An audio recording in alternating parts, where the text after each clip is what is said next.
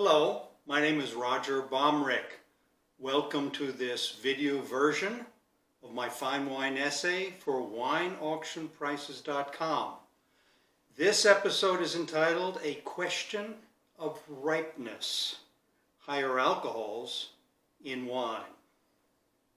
To state the obvious, alcohol is a key constituent of wine, yet one largely taken for granted by casual imbibers and oenophiles alike. It is unlikely that many consumers have noticed the gradually rising alcohol levels in recent years. According to tests by the LCBO, the Liquor Control Board of Ontario, Canada, the average alcohol content of wines from all countries has increased by 1 percentage point from 1992 to 2009. Even a seemingly insignificant change in alcoholic strength can alter the sensory profile, for better or worse. Lofty ratings suggest many critics prefer richer and more generous wines, especially reds. The rise in alcohol has, however, provoked debate among academics and journalists. It is important to remember that until recently, complete ripeness was achieved only intermittently in the famous regions of Northern Europe, where cool, wet weather has been prevalent. In these so-called marginal vineyards, weak green vintages have been all too frequent. Atypically hot and dry growing seasons, those producing grapes with more generous sugar levels, created the reputation of Bordeaux and Burgundy. To compensate for the deficiencies of nature, Jean-Antoine Chaptal, a minister under Napoleon, promoted a simple solution in a treatise published in 1801. Sweeten the must, or the unfermented juice. While the idea of enrichment had earlier origins, it was popularized as chaptalization and eventually enshrined in French wine legislation of the 1930s. In turn, the process was adopted by the European Union, which set rules for each of its three main geographic zones. The latest revision in 2008 permits a boost of 1.5 to 3% in alcohol by volume, or ABV. The French appellation rules stipulate both minimum sugar and alcohol levels, as well as maximum alcohol content after chaptalization in those northerly vineyards where enrichment is permitted. By raising alcohol in small increments, wines gain in substance, and the sweetening effect of ethanol offsets high acidity, all without compromising innate flavor, at least in theory. In warm, sun-filled Mediterranean regions with comparatively low rainfall when the vine is in leaf, and elsewhere such favorable conditions prevail, sugar ripeness is easily attained and chaptalization is not allowed. In the celebrated regions of Northern Europe, counterintuitively, underripe fruit was a persistent concern for much of history. In just a few years, circumstances have changed dramatically. Explaining this about face is not as straightforward as one might hope, in part because a single explanation does not fit all regions. A changing climate, a warming trend, has been linked to enhanced ripeness. The dictum that elevated temperatures stimulate sugar accumulation is fundamentally valid, but does not tell the full story. Some scholars argue that lower precipitation correlates more closely with riper grapes and vintage quality in rainy regions such as Bordeaux. Others point to human intervention, saying inflated fruit sugars may also reflect how vineyards are set up and managed, and the decisions made by winemakers. There is certainly convincing evidence that global temperatures have been rising at an accelerated rate over the past 5 decades in tandem with increasing CO2 levels, as we can clearly see from these two graphs. While the aggregate global pattern has been conclusively documented, it is distributed unevenly across the globe. Scientist Gregory Jones compiled data for Bordeaux showing an upward trend of 1.8 degrees Celsius from 1950 to 1999. He found somewhat similar trends of plus 1.5 degrees in the Rhine Valley of Germany and plus 1.2 degrees in Napa. The rate was lower in Champagne, plus 0.54 degrees, and in the Hunter Valley of Australia, plus 0.77. Jones observed that average temperatures in the growing season in the world's high-quality wine-producing regions increased by 1.26 degrees Celsius from 1950 to 1999. Based on vintage ratings, warmer growing seasons have been largely positive for many European regions up to now, whereas very few New World areas show the same benefits. Scientists have determined that rising temperatures are brought about by increases in CO2 and other greenhouse gases. Temperature is the parameter with the greatest impact on the grapevine and is the driver of phenology, that is, the timing of bud break, flowering, and the onset of ripening. The production of carbohydrates may be enhanced by rising temperatures, but the vine has its own shutoff valve. When heat stress reaches a certain point, leaf stomata or pores close and photosynthesis stops. Independently of temperature, CO2 is critical to the physiology and chemistry of plants. Yet, species do not respond identically. The general rule is that through photosynthesis, plants consume carbon dioxide. With greater availability of CO2, growth is stimulated and the plant produces more carbohydrates. This fertilizer effect has been found to affect a large number of species. Could this account for higher grape sugars in those regions where temperatures have not changed meaningfully?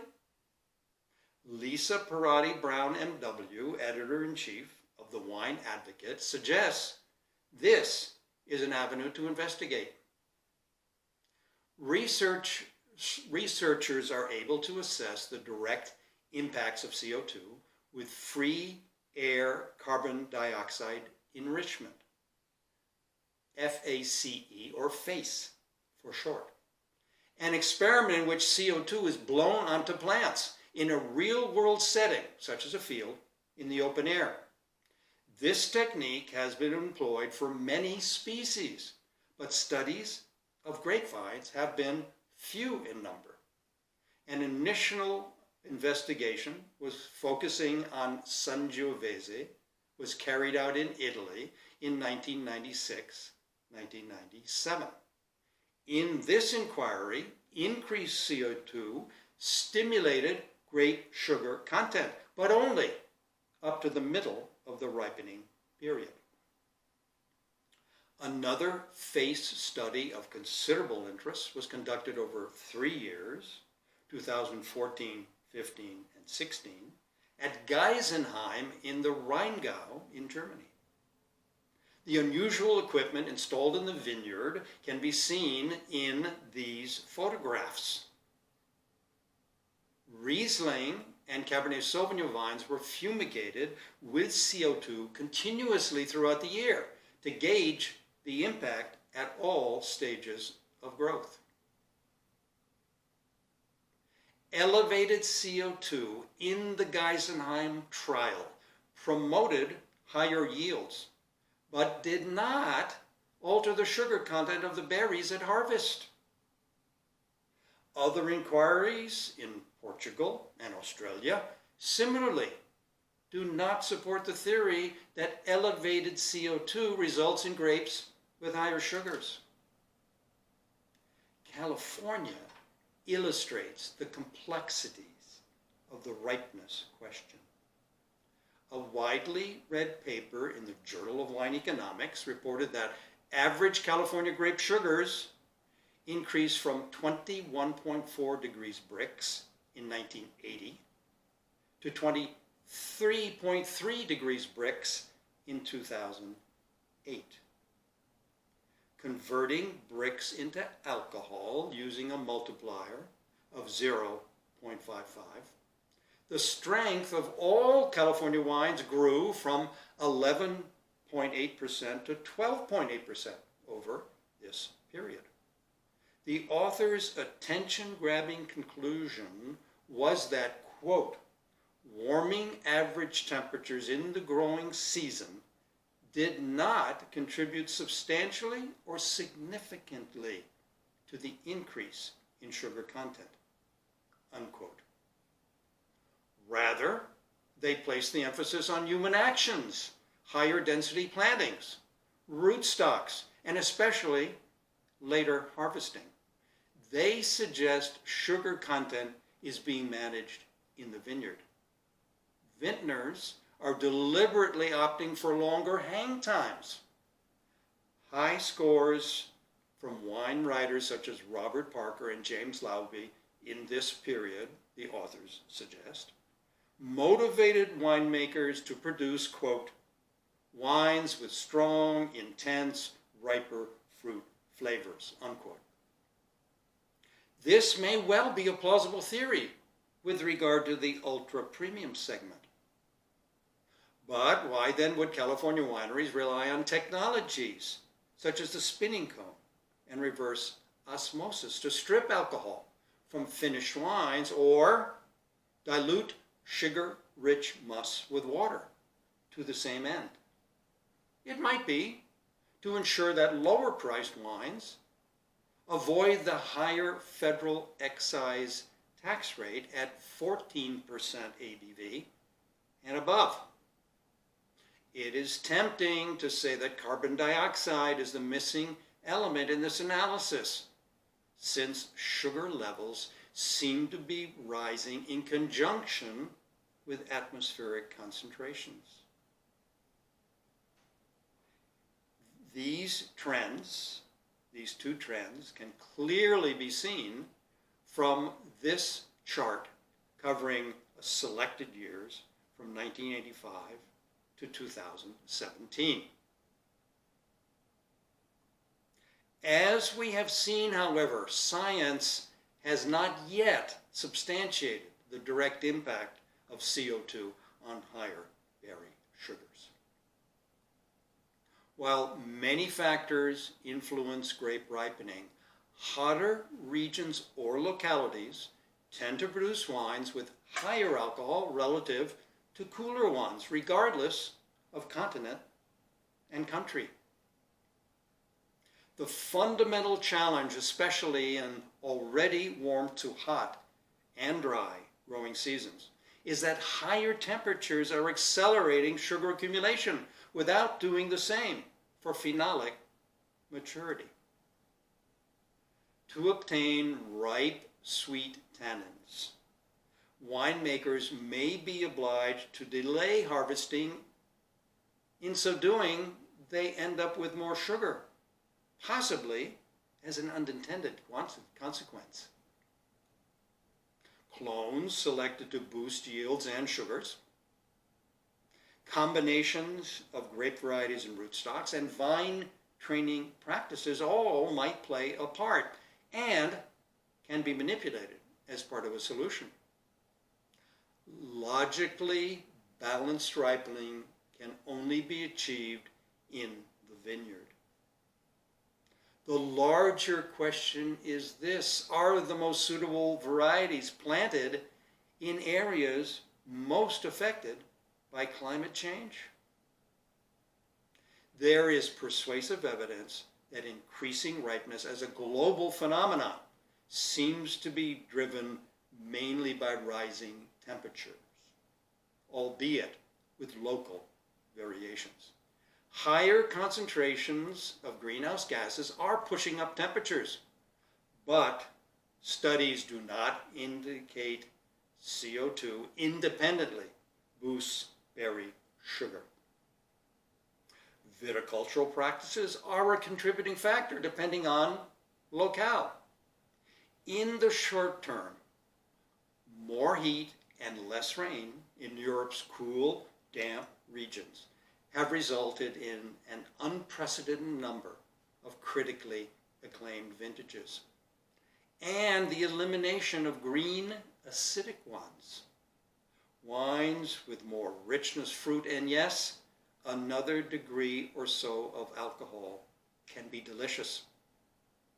Contrarily, a Cabernet Sauvignon, Syrah, or Chateauneuf du Pape, flirting with 16% ABV, may be just too hot and potent for many palates. Whether enhanced ripeness is seen as a bonus or liability thus depends on the region, wine style, and taster. Thank you for watching this video, and I encourage you to go to wineauctionprices.com to read the essay, look more closely at the graphs and photographs, and as well consult the extensive list of references that I've used to write this article. Thank you again.